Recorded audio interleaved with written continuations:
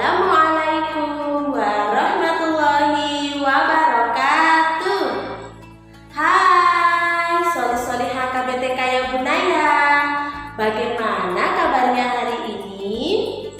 Ustazah harap anak-anakku semuanya dalam keadaan sehat dan tentunya tetap semangat ya, meskipun kita belajarnya dari rumah.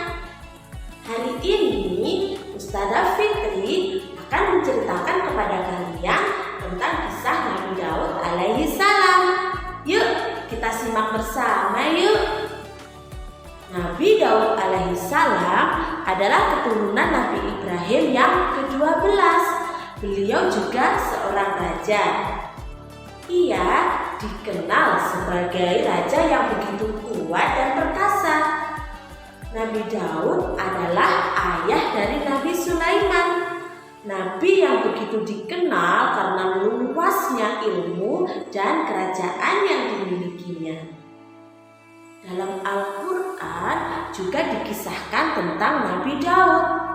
Kisah ini terdapat dalam surat Al-Baqarah ayat 246 tentang seorang nabi dari golongan Bani Israel setelah Nabi Musa. Awalnya kaum Bani Israel itu tidak mau menerima Nabi Daud. Waktu itu beliau belum diangkat menjadi nabi kaum Bani Israel. Mereka merasa bahwa sosok Nabi Daud ini lebih rendah dibandingkan dari kaum mereka sendiri. Raja mereka, Talut, juga sempat agak meragukan Nabi Daud ini. Tapi di dalam hati kecil Talut, ia menerima dan percaya kepada Nabi Daud. Suatu ketika Raja Talut berhadapan dengan seorang raja yang zalim bernama Jalut dalam sebuah peperangan. Kerajaan Jalut begitu besar, sedangkan kerajaan Talut berkali-kali lipat lebih kecil. Demikian juga dengan jumlah pasukannya. Raja Talut memang terkenal lihai. Ia lantas memerintahkan kepada Daud muda yang cekatan dan terkenal cerdik serta tangkas untuk memimpin pasukannya. Berkat kecerdikan Nabi Daud, pasukan itu berhasil dipukul mundur. Kemudian Ustazah akan menceritakan tentang mukjizat Nabi Daud alaihi salam, yaitu kitab Zabur sampai keindahan suaranya. Nabi Daud pun diangkat menjadi nabi oleh Allah Subhanahu wa taala.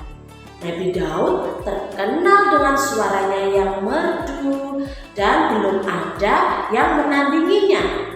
Inilah karunia dan rahmat Allah yang dicurahkan kepada Nabi Daud dan menjadi mukjizat kenabiannya. Soal suara indah Nabi Daud, saking indahnya, saking bagusnya suara Nabi Daud, ketika beliau membaca kitab Zabur, maka orang yang mendengarkannya ketika orang itu sakit jadi sembuh. Air dan angin pun menjadi tenang. Burung-burung serta bukit-bukit memuji Allah karena keindahan suara Nabi Daud.